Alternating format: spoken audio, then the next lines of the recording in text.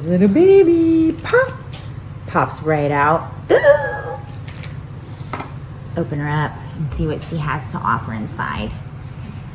Woo! Wow. Wow. Now, what does she taste like though? The question.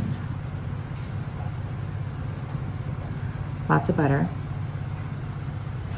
It's probably a bad thing, but it is grass-fed butter. Good fats, good fats. Here we go, we're going in.